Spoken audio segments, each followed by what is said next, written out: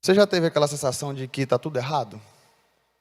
Aquela sensação de que você olha para o mundo e fala, meu Deus, o que está acontecendo? O que está acontecendo com as pessoas? O que está acontecendo com os governantes?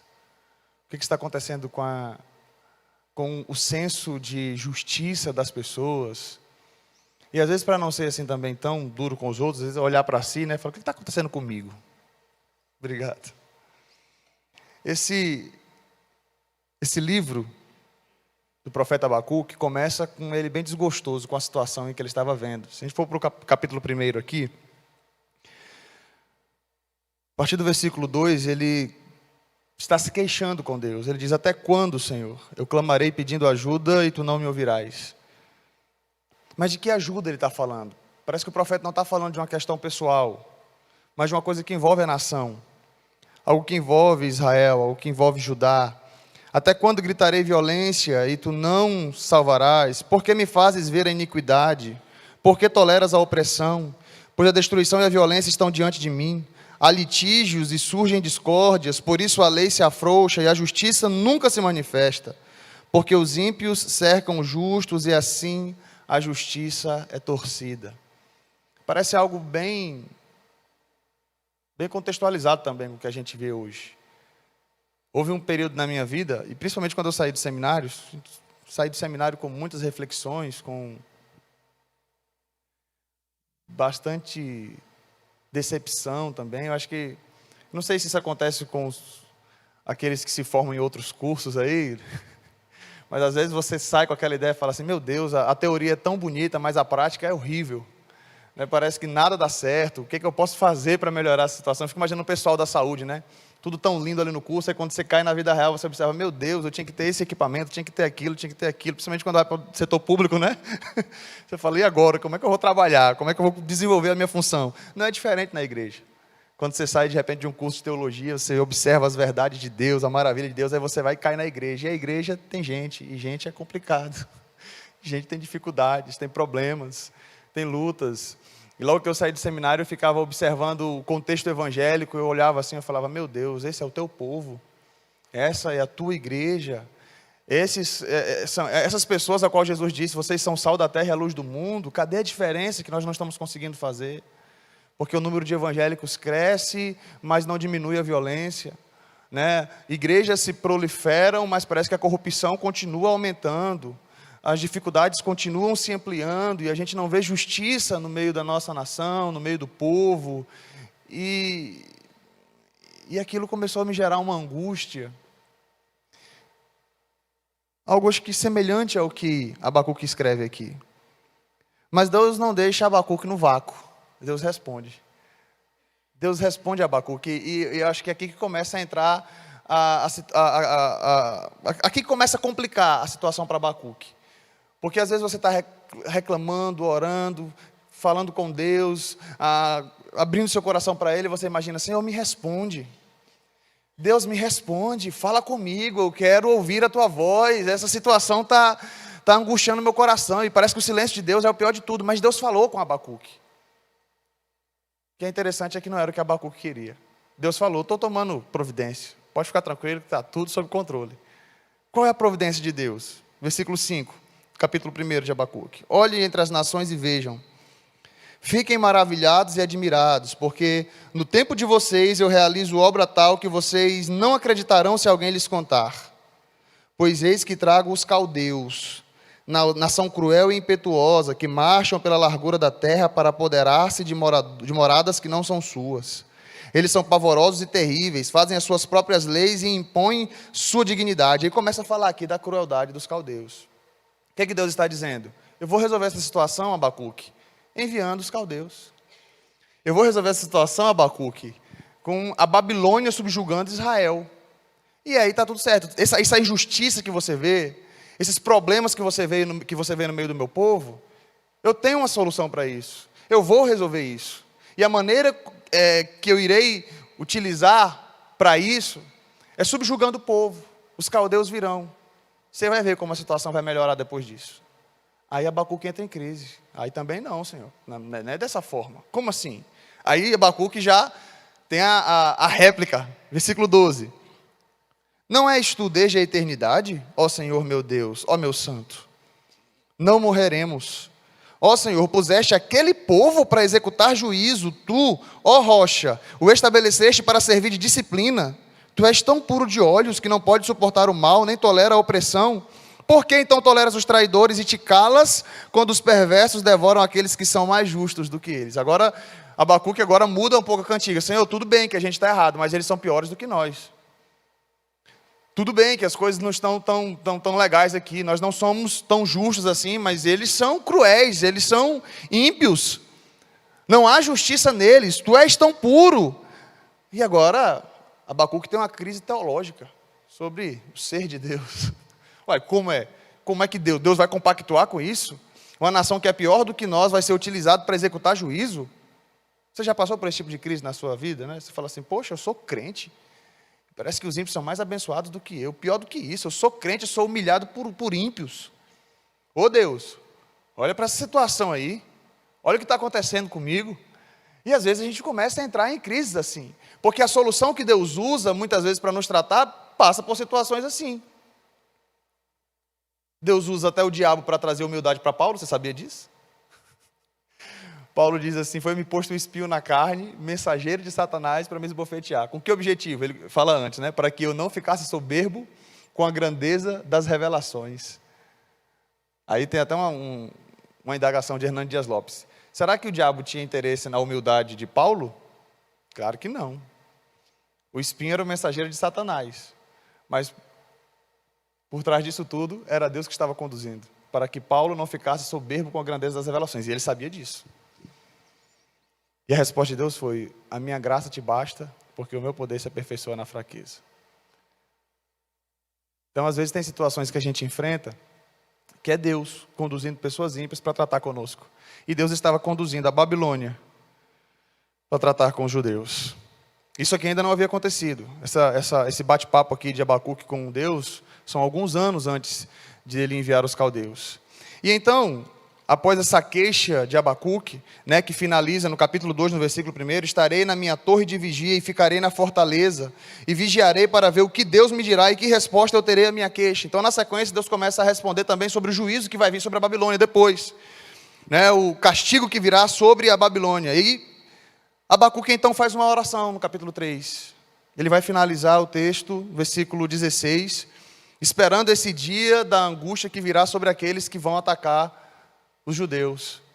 E ele então finaliza dizendo, ainda que a figueira não floresça, nem haja fruto na videira, ainda que a colheita da oliveira decepcione, os campos não produzam mantimento, ainda que as ovelhas desapareçam no aprisco e nos currais não haja mais gado, mesmo assim eu me alegrarei no Senhor e exultarei no Deus da minha salvação. O Senhor Deus é a minha fortaleza, Ele dá aos meus pés a ligeireza das costas e me faz andar em lugares altos. Ele está dizendo, ainda que isso venha acontecer, porque vai acontecer, e aconteceu. Em 597, a Babilônia, antes de Cristo, né, a Babilônia levou os exilados, destrói Jerusalém, e o povo de Israel fica 70 anos no exílio. De fato aconteceu aquilo que ainda estava sendo apenas uma profecia. Mas o que eu gostaria de destacar com os irmãos hoje é sobre confiança no Senhor. A confiança em Deus, ela independe das circunstâncias. E o que isso significa? Primeiro, que deve haver alegria em meio ao caos. É isso que está presente aqui nos versículos 17 e 18 que nós lemos, do capítulo 3. Alegria em meio ao caos, ainda que tudo dê errado. Aqui está falando de uma crise financeira terrível. Aqui está dizendo, olha, ainda que dê tudo errado, não tenha comida, ainda que não tenha vegetação, ainda que não tenha carne, ainda que dê tudo errado, mesmo assim, versículo 18, eu me alegrarei no Senhor e exultarei no Deus da minha salvação. O que é que você está enfrentando? Porque aqui Abacuque ainda não estava enfrentando, mas ele já estava muito claro, ainda que tudo isso aconteça, eu me alegrarei no Senhor. Perceba que ele está passando, nesse momento aqui, ele acaba de sair de uma crise teológica. Não é possível, como é que Deus vai fazer isso, vai usar a Babilônia, beleza, mas ainda que isso aconteça. É esse o teu modus operandi, Senhor? É assim que o Senhor irá fazer, ainda que isso ocorra. Eu me alegrarei no Senhor e exultarei no Deus da minha salvação. A gente canta. Ainda que a figueira não floresça. Mas o que é alegria? Às vezes a gente confunde também a alegria, né? Não posso chorar, não posso passar, morreu alguém, estou passando pelo luto, não, mas a Bíblia diz que a gente, né, tem que se alegrar em meio às adversidades. Não é disso que está falando, até porque Jesus, quando fala sobre felicidade lá nas bem-aventuranças, ele vai dizer mais que felizes, né? Bem-aventurado significa mais que feliz, do grego makarioi. Bem-aventurados, mais que felizes, são os que choram. Ah, mas aqui deve estar falando de choro de alegria, só pode. Recebe uma notícia, um presente, alguma coisa. Não, mas quem recebe notícia de alegria não precisa de consolo. Bem-aventurados os que choram, porque serão consolados. Bem-aventurados os que choram, mais que felizes são os que choram. O Evangelho é paradoxal. A Bíblia nos apresenta paradoxos extraordinários.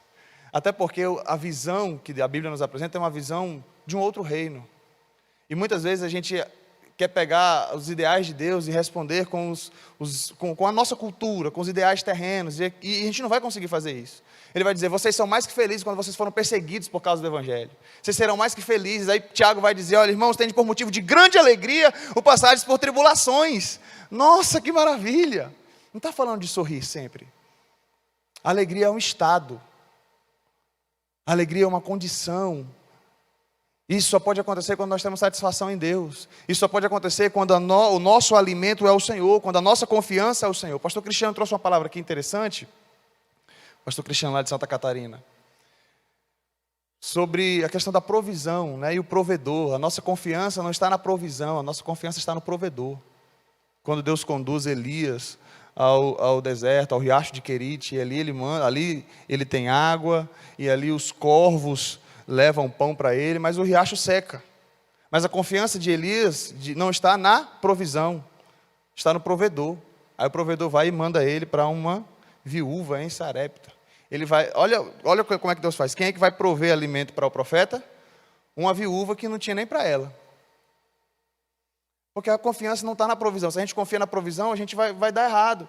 Se a gente ficar pensando aqui, não, olha, a tendência da economia é essa, olha isso que vai acontecer, olha a nossa nação, os rumos que está indo, se a gente começa a confiar na provisão, nos nossos ideais, o que os nossos olhos estão vendo, a gente vai dar com os burros na água de fato. Mas confiar no Senhor independe das adversidades, ou independe daquilo que nós estamos enfrentando, nós precisamos confiar no provedor. E é exatamente isso que Abacuque entende, ainda que tudo dê errado, ainda que a economia vá para o ralo, todavia eu me alegrarei no Senhor e exultarei no Deus da minha salvação. Isso é fácil falar para mim também, teoricamente, que não estou passando por isso. Difícil é viver. Uma vez eu saí de uma pregação e teve um irmão que chegou para mim assim e falou, pastor, mas que palavra maravilhosa e tudo. Eu falei, é que Deus nos dê graça para viver. Não, pastor, como é que você prega uma coisa que você não vive? Não, que Deus nos dê graça, porque eu estou falando uma verdade, a gente precisa vivenciar ela. A Bíblia é verdade independente de nós, amém? Mas não é fácil nós falarmos sobre adversidades, lutas, privações financeiras e ainda assim falar de alegria. Nossa confiança tem que estar no Senhor. E isso, irmãos, envolve muitas coisas. Essa confiança não é uma confiança apenas intelectual, podemos dizer assim. Tem que ser uma confiança prática. A viúva de Sarepta teve uma confiança prática. O profeta chegou e falou, faz primeiro para mim, e depois faz para ti e para o menino. Imagina se ela fosse agir com a lógica. Mas como? Eu estou falando para você que é a última refeição. Se eu der para você, eu fico sem. A lógica é essa. Se eu der para você, eu fico sem. E ela confiou. E não faltou azeite na botija e nem farinha na panela. Como está a sua confiança? Você tem confiado no Senhor? Apesar das adversidades, independente das lutas, independente do cenário que se aproxima? E às vezes, só abrindo um parênteses para reflexão, a gente tem se preocupado, e isso me preocupa também, a gente ora, o nosso cenário político tão polarizado, né? E há tantas preocupações, às vezes a gente fala assim, mas meu Deus, e os nossos valores, e os nossos ideais, e tanto o Abacuque também tinha essa preocupação. Né? E os meus valores, e os meus ideais, e agora Deus está mandando caldeus, pessoas que não têm valor nenhum. E são tantas situações, eu acho que a gente precisa realmente orar e falar, Senhor, o futuro da nossa nação é incerto, tem tantas variáveis, tantas coisas acontecendo, e às vezes a gente tem tantas verdades assim, estabelecidas, e de repente Deus pode conduzir por outro caminho. Deus pode falar assim, eu continuo também com os meus princípios e com os meus valores, mas eu tenho uma forma de trabalhar, uma forma de fazer. E talvez a nossa oração tenha que ser como a de Abacuque, que é: Senhor, eu vou me render. Ainda que a figueira não floresça, ainda que o produto da oliveira minta, ainda que não haja gado no curral, todavia eu me alegrarei no Senhor e exultarei no Deus da minha salvação. Independente do que ocorrer, nós precisamos confiar no Senhor. Segunda reflexão que eu faço: confiança no Senhor, ou a confiança em Deus independe das circunstâncias, é que além de o Senhor promover essa alegria em meio ao caos, Ele também é a nossa força. Versículo 19, a primeira parte: o Senhor Deus é a minha fortaleza, Ele dá aos meus pés a ligeireza das costas. O Senhor é a nossa força. Isso significa que a certeza da força que nós temos não está em nós, mas está em Deus. Nós precisamos olhar para Ele. Em Hebreus 11, 34, falando sobre os heróis da fé, diz que da fraqueza eles tiraram força. Isso é extraordinário, é poético, mas também é ilógico, né? Mas é espiritual. Quem que tira a força da fraqueza? Da fraqueza tiraram força. Não existe lógica nessa frase. O próprio Paulo vai dizer, Deus falando para Paulo, né? O meu poder se aperfeiçoa na fraqueza. É nesses momentos de fragilidade, de incerteza, que conseguimos olhar para o céu e reconhecer que a nossa força vem de Deus. Você já percebeu que parece que é em momentos de adversidades que você ora mais? Que são em momentos momentos em que você olha assim e fala: de onde eu vou tirar recurso para isso? Aí Deus olha assim para você e fala: tem que orar agora, né? Ou então parece que quando as esperanças se foram, quando a medicina não dá resposta, aí você fala: e agora? Aí Deus fala: agora tem que orar. Agora tem que me buscar. E parece que são em momentos assim que a gente percebe que existe uma força que não está em nós. A gente tira uma força de onde a gente não tem, porque não é nossa, é do Senhor. É dele que vem a nossa força. É Ele que nos fortalece em momentos de dificuldades, em momentos de lutas, em momentos de provações. A gente pode realmente descansar nele, recorrê-lo e observar coisas extraordinárias que Deus faz. Já aconteceu situações na minha vida em que guardei recursos, aí você fala assim: não, é aqui, vai dar tudo certinho, já está tudo planejado. Né? Uma ideia. Aí você se organizou tudinho, e você fala: com esse dinheiro aqui eu vou construir essa choupanazinha aqui. Tá tudo certo, eu vou ter fazer meu barraquinho, já guardei dinheiro para isso, está tudo certo. E aí de repente você precisa lançar a mão do dinheiro do barraquinho. E aí você começa a entrar em crise. Fala: meu Deus, e agora? E agora? E as coisas começam a complicar. De repente, Deus começa a fazer do jeito dele. E quando Deus faz do jeito dele, Ele constrói uma casa bem melhor. Aí tem uma mansão. Às vezes eu estou só conjecturando, porque você se prepara para algumas circunstâncias, e às vezes você precisa abrir mão, lançar aquilo como uma semente, e de repente Deus vem e traz algo muito melhor. O Senhor é a nossa força, e quando a gente entende isso, sabe, a palavra do Senhor vai dizer, né? Maldito o homem que confia no homem, confia na força do seu próprio braço. Às vezes a gente usa esse versículo, né? Maldito o homem que confia no outro. Eu sabia que eu não deveria ter feito esse negócio, eu sabia que eu não deveria ter confiado no fulano. A Bíblia diz: maldito o homem que confia no outro homem. Não, a Bíblia diz: maldito o homem que confia no homem e na força do seu próprio braço. A ideia é essa: maldito aquele que confia em si mesmo e não descansa no Senhor, e não confiam no Senhor, né? Uns confiam em carros, outros confiam em cavalos, falando no contexto de guerras. O salmista diz: mas eu confiarei no Senhor. Nós precisamos descansar nele, até porque a nossa força vem dele. É isso que Abacuque está dizendo: é o Senhor que é a minha força. Você tem descansado no Senhor? Tem confiado no Senhor? É dele que tem vindo a sua força? Sabe uma coisa que eu reflito muito sobre o meu nível de dependência, o meu nível de confiança em Deus, é a minha vida de oração. E é natural que quando tudo esteja bem, a gente ore pouco. Mas isso também significa uma coisa: estou dependendo pouco de Deus, e a minha força não está sendo Ele muito, né? Eu estou mais confiado em mim aqui. Até porque está tudo certo, estou com saúde, estou com emprego, estou ganhando bem, está tudo certo, não tem problema na família, está tudo tranquilo. Orar para quê? Deixa que eu administre aqui minhas coisas. E aí é o grande perigo. Por isso que muitas vezes a gente só recorre a Ele na adversidade.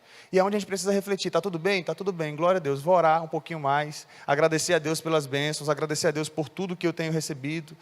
Isso vai dizer, você está dando um recado para você mesmo. A minha força vem de Deus.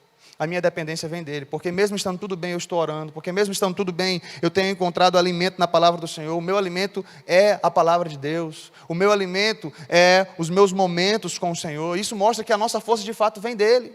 E aí quando as adversidades vierem, a crise ocorre, claro, é natural, mas vai ser menor. Porque você sabe em quem você tem crido. E está bem certo que é poderoso, como diz o hino. Esse é o nosso Deus. E terceira lição que eu aprendo com esse texto é que o Senhor nos traz segurança e elevação. Versículo 19, a parte B. Ele dá aos meus pés a ligeireza das costas e me faz andar em lugares altos. Aquela canção do Diante do Trono, muito conhecida, ela é extraordinária quando ela fala sobre esse texto, né? O Senhor é a minha força, Ele faz os meus pés como os da corça. O Senhor, o soberano, me faz andar em lugares altos. Ele me faz andar, Ele me faz andar, Ele me faz andar em lugares altos. E aí prossegue. Acima dos problemas, acima das tribulações. Eu nunca peguei a ordem certinha, tá? Mas aí, acima de um bocado de coisa difícil. Acima das minhas dores, acima do pecado, acima das tentações, o Senhor nos faz andar em lugares altos. Champlin, falando sobre essa comparação que Abacuque usa, ao falar sobre a corça, ele diz o seguinte: a força que Deus outorga é revigorante como o poder que a gazela tem em suas patas. A corça podia percorrer as escuras florestas com pés ligeiros, e outro tanto podia fazer o profeta nas escuras experiências da vida. As pernas do profeta tremeram. É isso que diz no versículo 16 aqui, ó. Ouvi isso e meu íntimo se comoveu e os meus lábios tremeram. Aqui a versão que ele está dizendo são os lábios. A outra versão que Champlin apresenta fala das pernas do profeta que tremeram. Mas ele prossegue. Mas agora se fortaleceram e se tornaram ligeiras. O animal de patas ligeiras pode subir aos mais elevados picos montanhosos para percorrer os cumes dos montes. A corça torna-se assim o símbolo da força, da firmeza, dos passos, da beleza e da alegria de viver. Eu estava vendo um comentário sobre esse texto, diz que nos lugares mais altos, quando havia escassez e tudo, a vegetação demorava acabar. E a ideia, segundo o comentarista, é que aqui está falando de uma crise econômica, crise de alimentos. E quanto mais alto pudesse se andar, ainda você conseguiria encontrar alimentos. E se a gente começar a refletir isso de maneira espiritual? Porque tem muita gente que está com a visão aqui, ó, problemas, economia, escassez, dificuldades e lutas, mas quanto mais para cima nós conseguimos olhar, quanto mais alto nós conseguimos andar, mais a gente consegue ter uma visão panorâmica. E quando a gente tem visão panorâmica, a gente consegue enxergar o que está depois. Uma visão panorâmica, a gente consegue enxergar além. Uma visão panorâmica, você consegue ver, aqui está seco, mas lá na frente está verde. Aqui tem dificuldades, aqui tem lutas, aqui tem problemas. Mas aqui em cima tem alimento. Você consegue descansar em Deus, fazer com que, ter essa compreensão além do senso comum. Por isso que muitas vezes a gente não é compreendido, sabe? Está passando por dificuldade, por luta, e o crente sorrindo. E aí o pessoal fala assim, isso é doido. Fala, é doido mesmo, porque confia. Existe algo que está além da ciência, existe um ser superior, existe um Deus que nós cremos, como diz a canção de Daniel e Samuel, né? Eu estava ouvindo ontem no carro, deixa eu ver se você conhece assim. Deixa eu tentar lembrar da música. A música ensina, né, gente? Aí a gente tem que cantar enquanto prega. Só tentar lembrar do começo dela aqui. Deus... Ai, meu Deus. Eu só lembro sempre da segunda parte.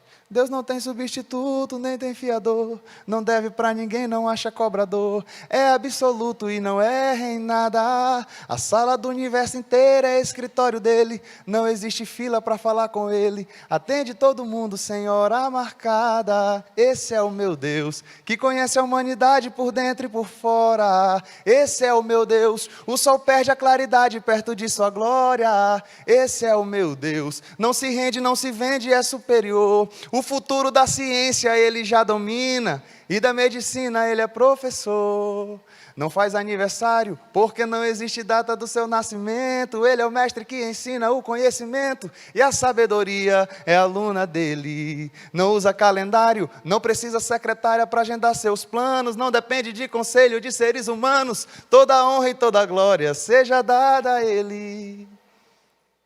Esse é o nosso Deus.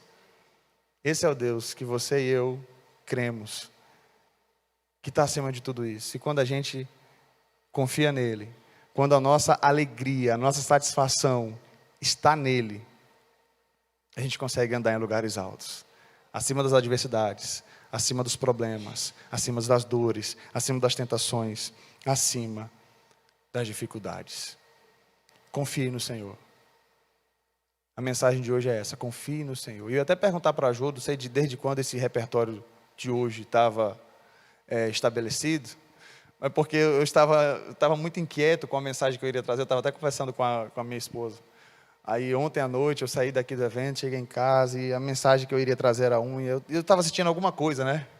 Falei assim, não sei se é isso aqui mesmo que é para falar. E hoje eu acordei um pouquinho mais cedo, e fui dar uma estudada nos meus rabiscos, minhas anotações, e encontrei essa reflexão que eu já tinha. Eu falei, eu acho que vai ser isso aqui. Aí quando eu cheguei, a ministração da Jô, as canções, tinha tudo a ver com confiança no Senhor, né? A primeira música até, falando sobre dos montes correm para o mar. E ela finalizou com a canção A Ele a Glória, falando sobre confiança no Senhor. Eu falei, está tudo certo, obrigado, Senhor. É tão bom depender de Deus, até nessas horas. Então, não sei com quantas pessoas Deus está falando aqui de maneira categórica, porque a palavra de Deus fala com todos nós, mas talvez existem algumas pessoas aqui que chegaram aqui, ou que estão em casa, e que estão ouvindo a mensagem, e que talvez seja uma resposta de Deus para você hoje. Não é sempre que Deus nos inquieta assim, para de repente mudar a mensagem. Então talvez alguém fez prova com Deus, e Deus me incomodou de noite e falou, muda a mensagem, porque eu tenho que responder para alguém, não sei. Mas que o Espírito Santo de Deus possa trazer descanso ao teu coração. Se há inquietação, se há problemas, se há dificuldades e lutas, confie no Senhor. E a partir do momento que você descansar nele, você vai estar andando nos lugares altos. Amém? Vamos orar? Feche seus olhos. Santo Deus e Pai, nós somos gratos a Ti por essa manhã tão maravilhosa na Tua presença. Uma manhã que nos inspira a confiar no Senhor, a descansar em Ti, apesar dos problemas, apesar das adversidades, das lutas que todos nós somos acometidos. Peço que o Senhor nos dê graça, ó Pai, que embora as circunstâncias digam o contrário, a nossa confiança em Ti seja firme, estabelecida, que a nossa fé em Ti, ó Deus, seja verdadeira, genuína, e que venha trazer paz e descanso ao nosso coração. Assim como o apóstolo Paulo vai dizer, não andem ansiosos, mas fazer conhecido diante de Deus as vossas petições, as vossas súplicas. E como resultado disso, a paz de Deus, que excede todo entendimento, guardará o vosso coração e a vossa mente em Cristo Jesus. Que possamos desfrutar dessa paz, quando descansamos no Senhor e nos alegramos em Ti, independente das circunstâncias, em nome de Jesus. Amém.